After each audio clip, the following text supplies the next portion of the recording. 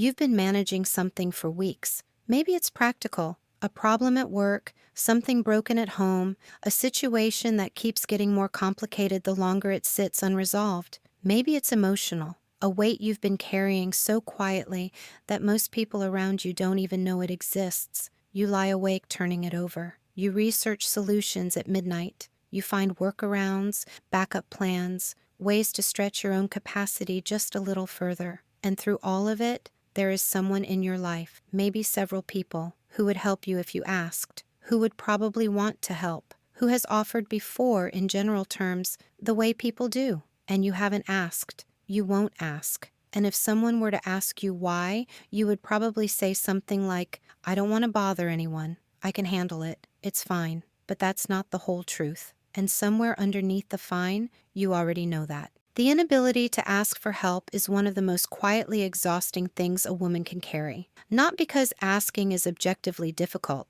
The words are simple. The request is usually reasonable. The person you'd ask almost certainly wouldn't mind. But the act of asking requires something that goes far beyond words. It requires you to make your need visible, to admit that you cannot do this particular thing alone, to place yourself, for a moment, in a position of dependency. And for reasons that run deeper than habit, deeper than personality, that position feels genuinely dangerous. This is where the psychology begins. Most women who can't ask for help learned very early that needing things was complicated, not necessarily through one dramatic lesson, more often through the accumulation of smaller ones.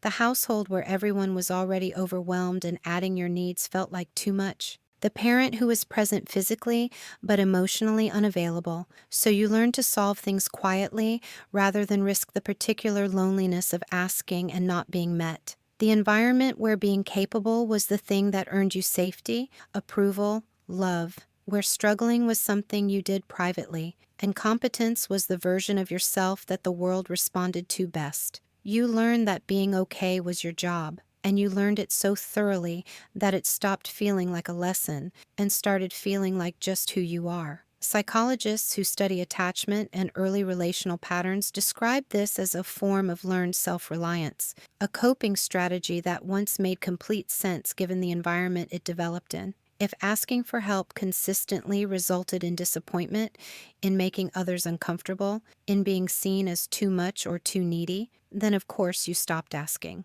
The strategy was rational. The problem is that it doesn't update itself when circumstances change. You carry it out of the environments that created it and into adult life, into relationships where asking would be safe, where people are genuinely willing, and the old reflex still fires. The mouth still closes. The need still goes underground. And something else happens in the asking that is worth understanding. When you ask for help, you temporarily lose the most reliable protection you've built. Competence is not just a skill. For you, it is an identity. It is the thing that makes you feel secure in your relationships and your place in the world. As long as you are the one managing, handling, figuring out, you are needed, you are valued, you are safe, asking for help punctures that. It reveals that you are not, in fact, entirely self-sufficient, that you have limits, that there are things you cannot carry alone. And even when you logically know that this is true of every human being who has ever lived, the emotional experience of admitting it feels uncomfortably close to admitting something worse, that you are too much, that you are a burden, that if people see how much you actually need, they will quietly reassess whether you are worth the effort. This is the fear underneath the fine, not the fear of asking, the fear of what the asking reveals. There is also the matter of control. Asking for help means accepting help that arrives in someone else's form, their timing, their method, their version of a solution that may not perfectly match the one already assembled in your head. And for a woman who has learned to manage things herself precisely because it was the only way to ensure they were managed correctly, this is its own particular challenge. Receiving help requires a kind of surrender that feels almost as vulnerable as the asking itself. You have to let someone into the problem. Let them see the mess of it. Trust that their effort counts even if it doesn't look exactly like yours. And that trust, for someone who built their safety on self-reliance, doesn't come automatically. There's a weight that builds from all of this, not dramatically, gradually. The way water rises slowly enough that you don't notice until it's at your chin. You keep adding to what you're carrying because asking feels harder than managing. And you are good at managing, so it works mostly for a long time. Until the morning you wake up and feel a kind of tiredness that sleep doesn't fix, a flatness, a quiet resentment toward the people who never seem to notice how much you are holding, forgetting for a moment that you have never let them see it. You built the walls too well, and now you are standing on the inside of them, wondering why no one is coming. The cruelest part of not being able to ask for help is that it can create the exact loneliness it was designed to prevent. You wanted to be manageable, unfussy, easy to love, so you made yourself invisible in your need. And invisibility, maintained long enough, starts to feel like being alone even when you're not. What changes this is not a decision to suddenly become someone who asks freely and without hesitation. It is smaller than that.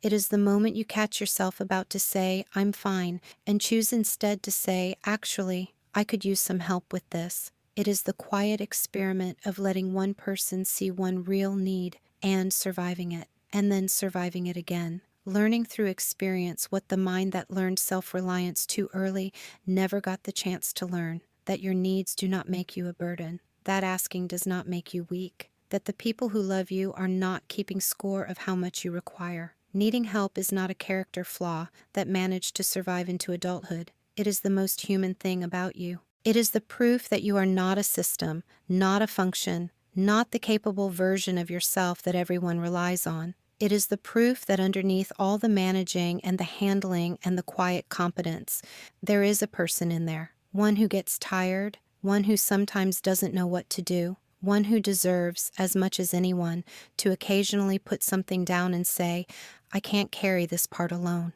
You have held so much for so long. And the asking, the real asking, the kind that lets someone in, is not the end of your strength. It is what your strength has been protecting all along.